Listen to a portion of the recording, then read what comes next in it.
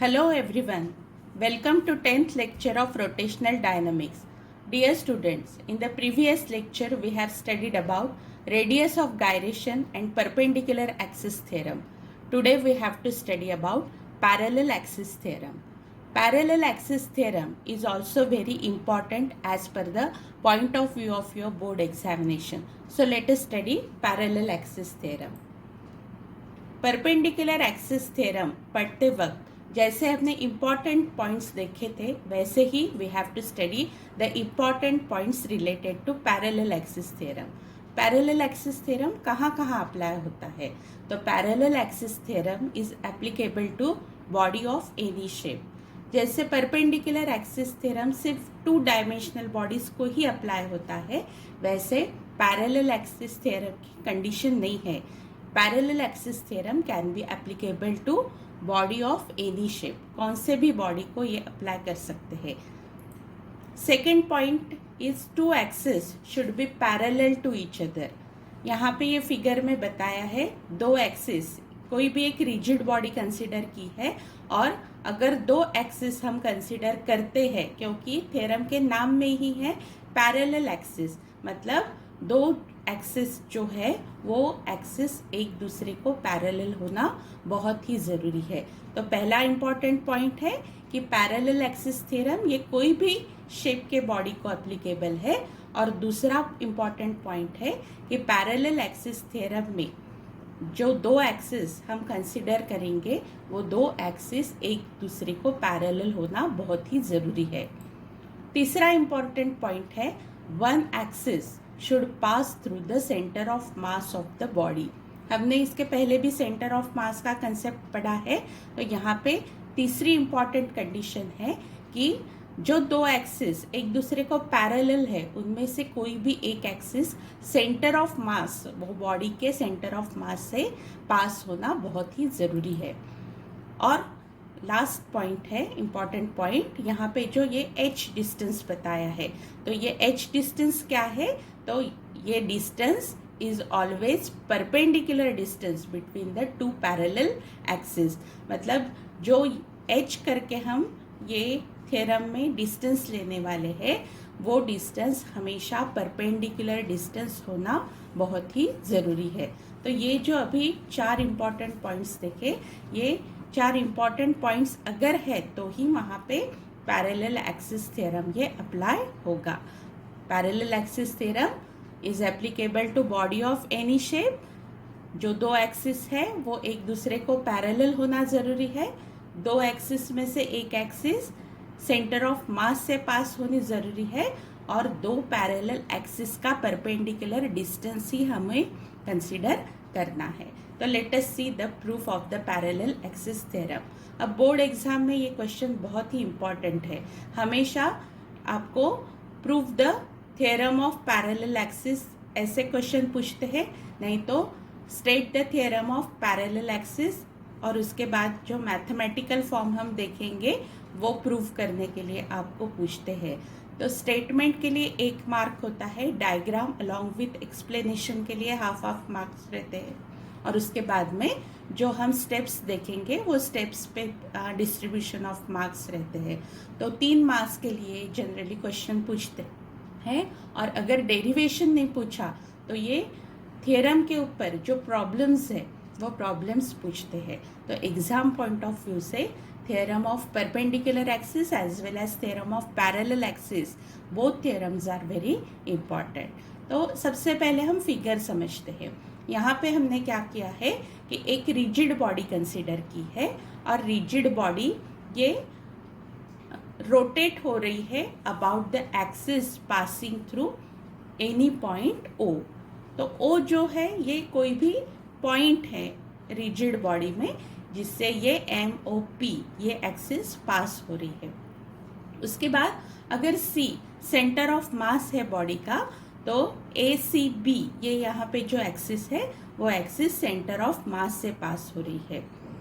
अब हम क्या करते हैं कि ये पॉइंट D पे एक छोटा सा पोर्शन कंसिडर करते हैं ये रिजिड बॉडी का, जो DC डिस्टेंस से है सेंटर ऑफ मास से, एंड OD डिस्टेंस पे है फ्रॉम दिस पॉइंट O। तो यहाँ पे देखिए फिगर में हमने क्या कंसिडर किया है कि ऑब्जेक्ट ऑफ मास m। तो ये जो रिजिड बॉडी या ये जो रिजिड ऑब्जेक्ट कंसिडर किया है उसका मास है कैपिटल M। उसके बाद में MOP ये जो एक्सिस है ये पॉइंट O से पास हो रही है and ACB is the parallel axis to MOP which is passing through point C where C is the center of mass of the rigid body। फिर यहाँ पे ये स्मॉल h से डिस्टेंस दिखाया है, ये क्या है, perpendicular distance between the two parallel axis. उसके बाद में हमने ये पॉइंट D पे एक स्मॉल एलिमेंट रिजिड बॉडी का छोटा सा पोर्शन हमने कंसिडर किया है, क्योंकि मोमेंट ऑफ इनर्शिया पढ़ते वक्त ही बताया था कि जो कंटिन्यूअस डिस्ट्रीब्यूशन है, मास डिस्ट्रीब्यूशन है, वहाँ पे हम क्या करते हैं, एक पहले छोटे से एलिमेंट के लिए हम मोमेंट ऑफ इनर्शिया निकालते हैं और उसके बाद में उसका इंटीग्रेशन करके हम पूरे बॉडी का वो पर्टिकुलर एक्सिस के अबाउट मोमेंट ऑफ इनर्शिया निकालते हैं।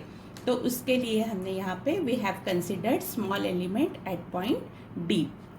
उसके बाद में perpendicular on OC produced from point D is DN। ये फिर हमने कंस्ट्रक्शन पार्ट किया है, क्योंकि we have to arrive at the mathematical form of the parallel axis theorem. उसके लिए हमने क्या किया कि ये OC है उसे आगे एक्सटेंड करके ये पॉइंट D से ये OC प्रोड्यूस पे परपेंडिकुलर ड्रॉ किया, जो N पॉइंट पे क्या हो रहा है, OC प्रोड्यूस पे मीट हो रहा है। अब moment of inertia of the object about the axis ACB, ये अगर हम कंसिडर करते हैं IC से, लेटर IC से डिनोट करते हैं, I for moment of inertia and C for the axis as it is passing through the centre of mass. तो डेफिनेशन अप्लाई की है मोमेंट ऑफ इनर्शिया की। तो यहाँ पे ये पॉइंट का distance from the axis of rotation कितना हो गया, DC हो गया, इसलिए DC square into DM, where DM is the mass of this small element situated at point D। Call this as equation 1। I hope ये आपको समझ में आता होगा। ऐसे कैसे लिखा हमने, moment of inertia of this axis which is passing through centre of mass. तो ये स्मॉल एलिमेंट डिस्टेंस DC पे है, तो DC स्क्वायर DM, ये क्या है, this is the definition of moment of inertia. अब दो एक्सिस है, एक एलिमेंट कंसिडर किया है, पहले एक्सिस के अबाउट लिख लिया। अब हम क्या करेंगे, will write the moment of inertia about the second axis which is passing through O, point O। तो यहाँ पे MOP ये जो एक्सिस है, तो सपोज हम अज्यूम करते हैं कि I मतलब moment of inertia and O is as it is passing through point O। तो ये हो जाएगा DO, ये DO डिस्टेंस है, तो DO स्क्वायर DM। ये भी हमने क्या किया, यहाँ पे we have just applied the definition of moment of inertia. अब यहाँ पे क्या दिख रहा है, दो ट्रायंगल्स दिख रहे हैं। एक ट्रायंगल है DNO, ये बड़ा वाला राइट एंगल ट्रायंगल दिख रहा है, एंड DNC, ये क्या है, this is the smaller right angle triangle. अब हम क्या करते हैं कि ये जो फिगर की ज्योमेट्री है, यहाँ पे राइट एंगल ट्रायंगल दिख रहा है, तो हम यहाँ पे पाइथागोरस लगा के will arrive at the final expression. So let us see. अब सबसे पहले हम क्या करते हैं, DNO ये क्या है, राइट एंगल ट्रायंगल है, तो IO is equal to, IO क्या है, moment of inertia of this axis passing through O। ये DO स्क्वायर DM हमने पहले ही लिख लिया according to the definition of moment of inertia. अब DO की जगह हम क्या लिख सकते हैं, from this triangle by applying Pythagoras theorem, DO square is equal to ON square या NO square plus ND square या DN स्क्वायर। इसलिए instead of writing DO square over here we have written DN square plus NO square DM। Integration के sign में ही DO की जगह पे सिर्फ हमने क्या किए हैं, ये D N square plus N O square लिखा है by applying the Pythagoras theorem. अब ये एन ओ की जगह हमको क्या दिख रहा है कि N O is nothing but it is the addition of O C plus C N. O C और सी एन ये दोनों को मिला के क्या हो रही है, ओ एन। तो इसलिए हम एन ओ या ओ एन की जगह हम क्या लिखेंगे, D N square as it is O C square plus C N square D M. ठीक है, अब ये क्या है, A plus B whole square. तो इसका हम एक्सपांशन लिखेंगे। डी एन स्क्वायर हमने एज इट इज लिख लिया यहाँ पे, and this is O C square plus C N square plus twice O C into C N D N. ठीक है, अब इसको हम क्या करते हैं, will call this as equation 2। अब हमको ये छोटे ट्रायंगल के लिए सॉल्व करना है। अब छोटा ट्रायंगल लेते हैं डी एन सी। तो डी एन सी में हम क्या लिख सकते हैं, डी सी स्क्वायर, यहाँ पे एन पे राइट एंगल हो रहा है इसलिए D C square is equal to D N square plus C N square. ठीक है, तो अब D C square is equal to D N square plus C N square, ये डी एम नहीं चाहिए यहाँ पे, D C square is equal to D N square plus C N square. तो ये जो इक्वेशन नंबर 2 है, ये इक्वेशन नंबर 2 में D N square and C N square ये दोनों को रिप्लेस हम डी सी स्क्वायर से कर सकते हैं। ठीक है, तो अब इक्वेशन 2 फिर से क्या हो जाएगा, आई ओ इज इक्वल टू ये 2 के जगह पे हमने ये डी सी स्क्वायर लिखा यहाँ पे plus O C square as it is and twice O C C N D M. ठीक है, यहाँ पे समझ में आ गया। अब I O is equal to D C square. अब ओ सी की वैल्यू क्या है, यहाँ पे O C is equal to H करके हमने अज्यूम किया है, तो जस्ट हम ये स्टेप में क्या करेंगे, ओ सी की वैल्यू लिखेंगे। So D C square is equal to H square plus twice H into C N D M. अब नेक्स्ट स्टेप में हम क्या करते हैं, ये जो पूरी कंबाइंड टर्म है तो इसे हम अलग अलग इंटीग्रेशन में सेपरेट करते हैं। तो पहला क्या होगा, integration D C square D M. दूसरे इसमें अब h क्या है, h ये कांस्टेंट है, it is the perpendicular distance between two parallel axis. तो ये इंटीग्रेशन साइन के बाहर निकाल लेंगे, तो it will be just integration of D M. Similarly over here 2h is constant, so taken out of integration sign, so inside Cn dm। अब integration dm मतलब क्या, कि ऐसे पूरे छोटे छोटे dm जिनका मास dm एलिमेंट है, ये सभी dm एलिमेंट का total addition, mass of all the smaller elements. तो ये क्या हो जाएगा, integration dm will be capital M, which is the mass of the body, mass of the rigid body, total mass of the rigid body. तो यहाँ पे जो equation था 4, जो हमने integration D M is equal to capital M लिखा, अब वहाँ पे क्या है, एक और टर्म है integration C N D M. ठीक है, अब ये जो सी एन डिस्टेंस है, C क्या है, सेंटर ऑफ मास है। Integration C N D M का मीनिंग क्या होता है कि सी एन ये जो लाइन है, ये लाइन पे जितना मास का डिस्ट्रीब्यूशन है वो सभी मास की क्या है, एडिशन। ठीक है, integration C N D M is nothing but it is the addition of all the masses which are lying along the line C N. लेकिन definition of centre of mass क्या है, we assume that the whole mass is supposed to be concentrated at point C. So there is no distribution. So Cn is the distance of the point from center of mass. So any mass distribution is always symmetric about the center of mass. इसलिए ये Cn line पे there will be no distribution of mass, इसलिए ये integration Cn dm की value क्या हो जाएगी, 0 हो जाएगी। तो अगर हम इक्वेशन 4 में सब्सटीट्यूट करते हैं, इक्वेशन 4 क्या था, I O is equal to I C plus M H square plus twice H integration C N D M था। तो ये C N D N zero होने की वजह से वो पूरी टर्म क्या हो जाएगी, ज़ीरो हो जाएगी. And final form of equation 4 will be I O is equal to I C plus M H square.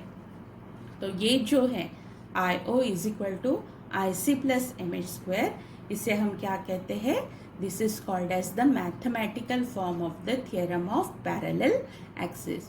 तो पैरेलल एक्सिस थ्योरम क्यों पढ़ना है, तो पैरेलल एक्सिस थ्योरम मैंने लास्ट लेक्चर में भी आपको बताया था कि कॉम्प्लिकेटेड प्रॉब्लम्स हो जाते हैं. डिस्क अगर जेड एक्सिस के अबाउट रोटेट करनी है तो हमको क्या करना पड़ता है कि we have to divide that disc into smaller units, into rings. फिर एक रिंग का मोमेंट ऑफ इनर्शिया निकालो, फिर पूरे डिस्क के लिए इंटीग्रेट करो. तो ये प्रोसीजर बहुत लंबी हो जाती है. तो उसकी वजह से ये जो थ्योरम ऑफ परपेंडिकुलर या पैरेलल एक्सिस थ्योरम अगर हम पढ़ते हैं तो ये थ्योरम अप्लाई करके जो डिफ़िकल्ट प्रॉब्लम्स है वो हम क्या कर सकते हैं, सिंप्लीफाई कर सकते हैं. तो I O is equal to I C plus M H square is the mathematical form of the theorem of parallel axis. तो ये थ्योरम क्या कहता है कि आई ओ क्या है, moment of inertia of the body passing through any point is always equal to the sum of the product of moment of inertia of the mass, moment of inertia of the body passing through the center of mass and the sum of product of mass of the body and square of the perpendicular distance between the two parallel axes. तो अगर कोई भी body का एक axis के about moment of inertia पता है तो हम क्या कर सकते हैं, we can determine the moment of inertia of the same body about the another axis of rotation. तो ये क्या है, this is the significance of this parallel axis theorem. ये पैरेलल एक्सिस थ्योरम का स्टेटमेंट बहुत ही इम्पॉर्टेंट है. ये स्टेटमेंट आपको हमेशा एक मार्क के लिए पूछते हैं, तो पूरा थ्योरम ही पूछते हैं, उसमें ये स्टेटमेंट का वेटेज 1 मार्क का रहता है. तो स्टेटमेंट पूरा वैसे के वैसा लिखना आपको बहुत ही ज़रूरी है. एक भी वर्ड आपने अगर मिस किया तो you will lose half mark over here. So each and every word in this theorem is very very important. तो प्रूफ लिखने का तरीका क्या है, सबसे पहले you have to put the heading, उसके बाद में write the statement, draw figure, write down consideration and then proceed as per the shown in previous pages. So statement क्या है कि it states that the moment of inertia of an object about any axis is sum of its moment of inertia about an axis parallel to the given axis and passing through the center of mass and product of mass of the object and square of the perpendicular distance between the two parallel axes. तो this is about the theorem of parallel axis. पहले ही हमने देखा था important points क्या है, कोई भी shape of body है तो हम पैरेलल एक्सिस थ्योरम अप्लाई कर सकते हैं. सिर्फ दो एक्सिस एक दूसरे को पैरेलल होना ज़रूरी है, दोनों में से एक एक्सिस सेंटर ऑफ मास से पास होना ज़रूरी है and perpendicular distance between the two parallel axis should be always considered. तो I hope you have understood this theorem of parallel axis. तो थ्योरम लिखना या पढ़ना ये बहुत ही इजी है, लेकिन इसका एप्लीकेशन करना ये बहुत ही इम्पॉर्टेंट पार्ट है, क्योंकि आगे जाके आप जब कॉम्पिटिटिव एग्ज़ाम फेस करोगे तो you have to apply this theorem. तो हम यहाँ पे एक प्रॉब्लम लेते हैं जहाँ पे हमने perpendicular as well as parallel axis theorem दोनों भी हमने यहाँ पे अप्लाई किया है. प्रॉब्लम है, a flywheel is a mechanical device specially designed to efficiently store rotational energy. Flywheel consider किया है. For a particular machine, it is in the form of a uniform 20 kg disc of diameter 50 centimeter able to rotate about its own axis. Use pi square is equal to 10. then calculate its kinetic energy when rotating at 1200 rpm and calculate its moment of inertia in case it is rotated about a tangent in its plane. अब आपको फिर से you have to read this problem very carefully. उसके बाद में यहाँ पे क्या क्या दिया है, वेरिएबल्स कौन कौन से दिए हैं, तो हम उसकी वैल्यूज़ लिख लेंगे. तो सबसे पहले क्या दिया है कि एक यहाँ पे फिगर में मैंने बताया है कि एक डिस्क के फॉर्म में फ्लाई व्हील है जो क्या हो रहा है, सेंट्रल एक्सिस मतलब पासिंग थ्रू पॉइंट सी, ये क्या कर रहा है, रोटेट कर रहा है. तो फर्स्ट पार्ट में आपको क्या दिया है, मास. ये फ्लाई व्हील का मास कितना है, 20 kg, इसलिए हमने mass m is equal to 20 kg लिख लिया. उसके बाद में उसका डायमीटर क्या है, 50 सेंटीमीटर. तो d is equal to 50 centimetre दिया है. तो डायमीटर की जगह पे हमको हमेशा रेडियस लगती है, तो हमने r is equal to 25 centimetre, d divided by 2 किया. अब ये सेंटीमीटर में है, ये kg में है, तो सेम यूनिट्स में कन्वर्ट कर लिया. तो 25 centimetre is equivalent to 0.25 metre. उसके बाद दिया है यहाँ पे आपको क्या निकालने हैं, दो पार्ट्स में ये प्रॉब्लम है. फर्स्ट पार्ट में क्या निकालना है आपको, रोटेशनल काइनेटिक एनर्जी. जब मोमेंट ऑफ इनर्शिया क्या है वो पढ़ाते वक्त ही आपको रोटेशनल काइनेटिक एनर्जी का एक्सप्रेशन डिराइव हुआ है. तो यहाँ पे ये फ्रीक्वेंसी आरपीएम मतलब रोटेशंस पर मिनट, ये फ्रीक्वेंसी यहाँ पे आपको दी है n is equal to 1200 RPM. तो फ्रीक्वेंसी हम हमेशा आरपीएस लेते हैं, रोटेशंस पर सेकेंड, इसलिए हम क्या करते हैं 1200 डिवाइडेड बाय 60, इसको हम आरपीएस के फॉर्म में कन्वर्ट करते हैं. तो यहाँ पे 6 2 12 एंड 20, ये क्या हो गया 20 आरपीएस. तो फर्स्ट पार्ट सिंपल है. फर्स्ट पार्ट में क्या करना है आपको, you have to just find the rotational kinetic energy. ठीक है. अब यहाँ पे ये फ्लाई व्हील क्या हो रहा है, सेंट्रल एक्सिस के अबाउट ये रोटेट हो रहा है. तो अब हम लेते हैं ये जो सेंट्रल एक्सिस है, सपोज इसका moment of inertia I Z है. ठीक है. तो जब हमने मोमेंट ऑफ इनर्शिया अलग अलग ऑब्जेक्ट्स का निकाला था, तब वहाँ पे एक आपको टेबल बताया था.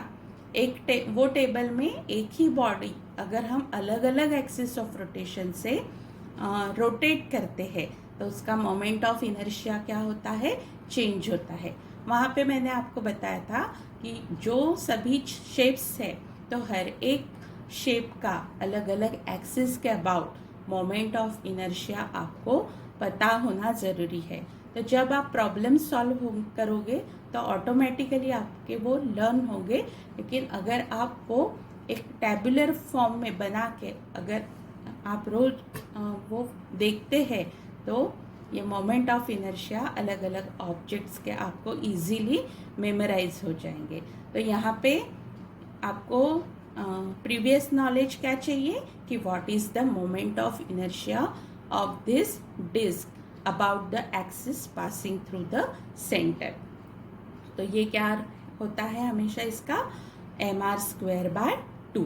ठीक है. अब रोटेशनल काइनेटिक एनर्जी का एक्सप्रेशन हमको पता है, जैसे ट्रांसलेशनल हाफ mv² रहता है, वैसे ही rotational kinetic energy is equal to half I ω², where I is the moment of inertia of the body about the given axis of rotation and omega is its angular velocity जो होती है 2πn. ठीक है. अब I की जगह पे यहाँ पे since the shape of the body is given as disk, ठीक है, तो इसलिए हमने ये डिस्क का about the central axis mr²/2 ये यहाँ पे लिख लिया. फिर से ये पूरे सिंपलर कैलकुलेशंस है.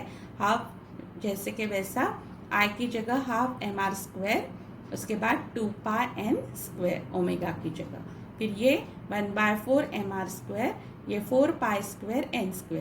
अब देखिए ये प्रॉब्लम में उन्होंने इम्पॉर्टेंट अजम्पशन दिया है कि यूज π² इज इक्वल टू 10, इसलिए हम पाई की वैल्यू 3.14 नहीं लिखेंगे, हम π² directly will put 10 over here and n is 20. यहाँ पे हमने कैलकुलेट किया है.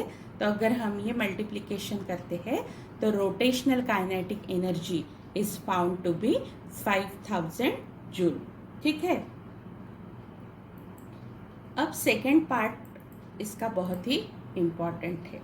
अब सेकेंड पार्ट में आपको यहाँ पे क्या कैलकुलेट करना है, तो ये जो डिस्क थी हमने क्या किया, अभी सेंट्रल एक्सिस के अबाउट के रोटेट हो रही है, तो उसका आई जेड हमको पता है mr²/2।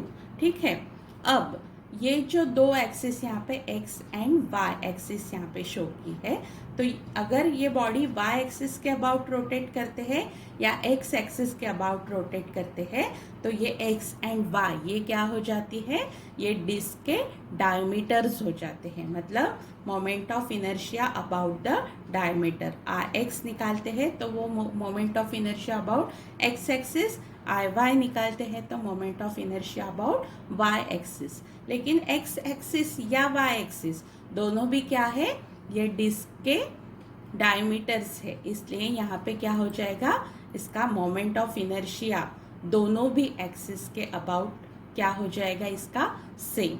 तो हम उसको इंस्टेड ऑफ आई एक्स या आई वाई हम इसको लिखते हैं आई डी करके। आई डी मतलब moment of inertia about the diameter. ठीक है, तो यहाँ पे हमको क्या निकालना है कि ये जो पैरेलल टेंजेंट है कोई भी एक डायमीटर को, ठीक है, तो ये पैरेलल टेंजेंट के अबाउट मोमेंट ऑफ इनर्शिया निकालना है। तो इसलिए सबसे पहले हम क्या करेंगे कि मोमेंट ऑफ इनर्शिया, क्योंकि पैरेलल एक्सिस थ्योरम क्या है कि एक एक्सिस के अबाउट पता है तो we can determine the moment of inertia about the another axis. ठीक है, तो यहाँ पे ये तीनों भी एक्सिस क्या दिख रहे हैं, concurrent meeting at one point C. ठीक है, तो सबसे पहले हम क्या करते हैं, थ्योरम ऑफ परपेंडिकुलर एक्सिस निकालते हैं। क्यों, क्योंकि हमको आई डी निकालना है सबसे पहले। अब परपेंडिकुलर एक्सिस थ्योरम में क्या है कि I Z is equal to I X plus I Y, हमने उस दिन ही प्रीवियस लेक्चर में ही देखा है। तो आई एक्स एंड आई वाई दोनों क्या है, इक्वल टू आई डी है, तो आई जेड की वैल्यू हो जाएंगी 2ID। Therefore ID is equal to I Z divided by 2। I Z की पता है हमको, अभी हमने आई जेड की वैल्यू लिखी थी mr²/2 and again into half, तो mr²/4। इसका मतलब क्या कि moment of inertia of the disc about any diameter is mr²/4। ठीक है, अब डायमीटर क्या हो रही है, सेंटर ऑफ मास से पास हो रही है, और ये दूसरी उसको पैरेलल टेंजेंट है। तो हमको क्या निकालना है, we have to determine moment of inertia about the parallel tangent. तो ये r क्या है, this is the perpendicular distance, मतलब radius of the disc which is distance between this two parallel axis. तो आई टी, आई ओ की जगह हम क्या लिखते हैं अभी, आई टी, क्योंकि ये डायमीटर को जो पैरेलल एक्सिस है उसका हम ये मोमेंट ऑफ इनर्शिया निकाल रहे हैं। तो I T is equal to I C plus M H square, ये क्या है, हमारा स्टेटमेंट है।